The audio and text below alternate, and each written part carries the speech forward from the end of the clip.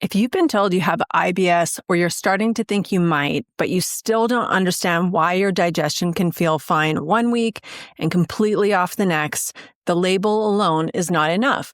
And even if IBS is not your struggle, chances are you know someone living with it. IBS tells you what it's called, but it doesn't tell you why your body keeps doing it. And until you understand that part, you're left trying to manage something that feels really unpredictable, disruptive, and hard to trust. IBS might be what you've been told you have, but it's not the full story. And understanding what sits underneath it changes how you deal with it. Welcome to the Decode Your Body podcast. I'm your host, Tasha Miller.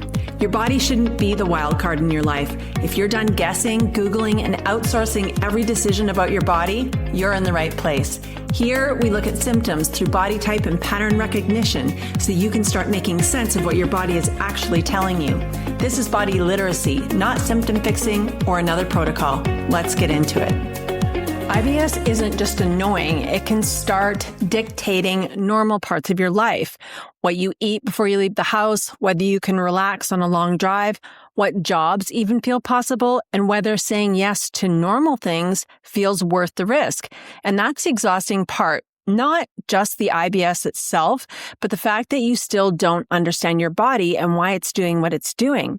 Now, maybe your version looks more like constipation type IBS. You haven't had a normal bowel movement in 3 days.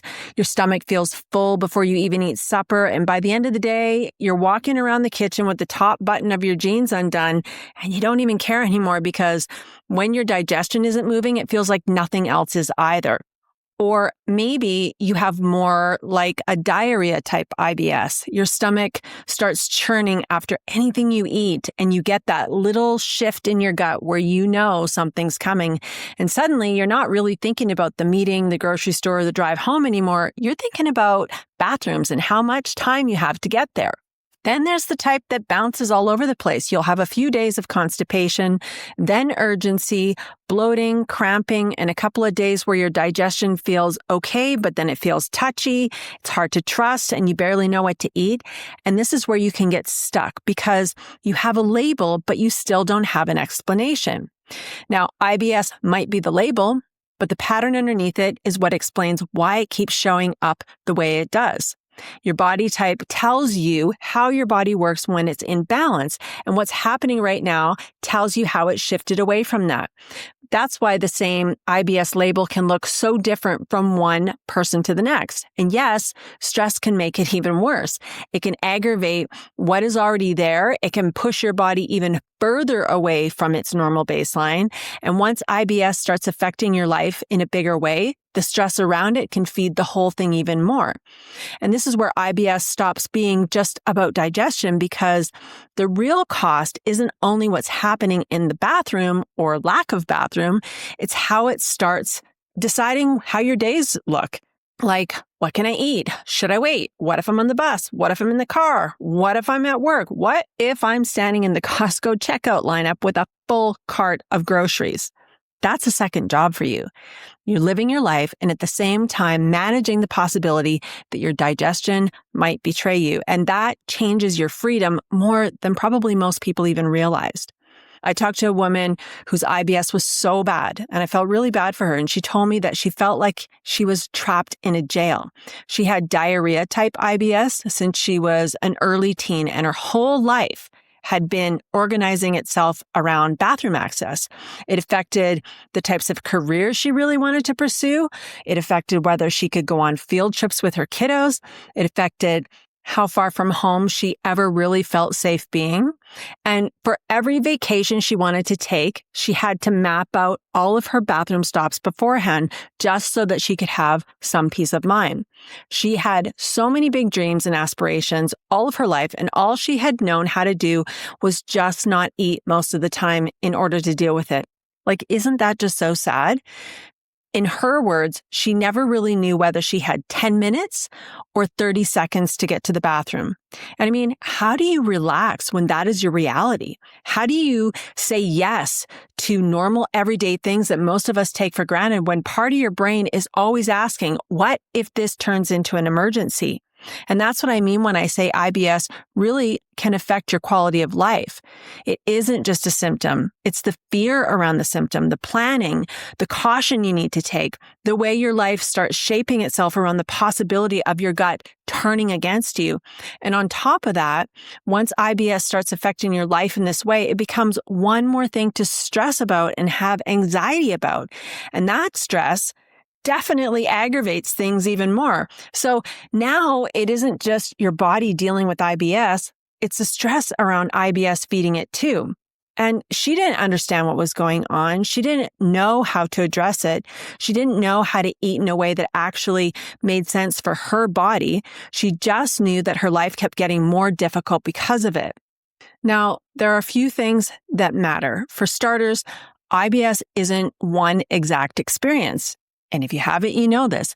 There's constipation type IBS where things slow down and back up. There's diarrhea type IBS where things speed up and get urgent. And there's the kind that bounces between both, as I mentioned before. So even under one label, you're already dealing with different expressions of the same problem. That's why the label only gets you so far. It gives you the name for it, but it doesn't tell you why your body keeps doing what it's doing. And this is where your body type really matters. It's not happening in some generic body. It's happening in your body, the one you were born with. And you have your own body type baseline. It has its own tendencies, its own way of how it might shift out of balance, which means the same digestive label can look different depending on whose body it's happening in and what pattern is sitting underneath of it. So you can have the same label, different body, but different expression of how it shows up.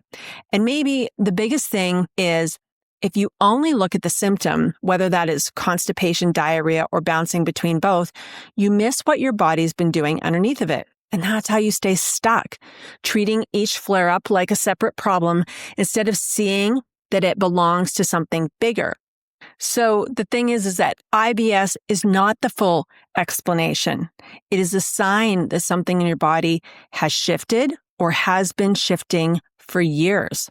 And oftentimes, IBS can start in childhood as a result of trauma or something major going on in your life. When you start seeing IBS through the lens of patterns, you start feeling more sure about your body. You stop treating every flare-up like it came out of nowhere. You stop feeling so blindsided, and you stop assuming your body is just difficult or impossible to understand. And you start understanding that your body has been following a pattern of imbalance. That changes the way you go about your week because now the goal is not just survive the flare-up. The goal now becomes understanding what your body has been showing you. And that is such a relief for most people. And when you understand that, you stop being the woman who is always bracing for an emergency or for painful stomach cramps, bloating, and going days without going to the bathroom. You stop being the woman who treats every symptom like a separate mystery or who only knows her body through reaction. And you start becoming the woman who can notice when something isn't feeling right much sooner. The woman who can start making sense of her digestion instead of feeling bullied by it. And you know that your IBS is not the whole story. It's just a sign. It's just a signal. This is exactly why I created Stop Guessing Your Symptoms. It's where I walk you through the two pieces that help your body start making more sense.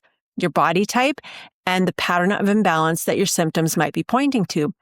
Once you understand those two pieces, whether your IBS tends to look more like constipation, urgency, or bouncing between both, you start feeling like, hey, there is a way to start understanding what my body is doing. I'd love for you to join the early access list. It's a short self-paced training. It's opening soon, and you can join at tashamiller.co/stop guessing your symptoms. Once you have the right lens, your body starts making a whole lot more sense. I will see you next Wednesday.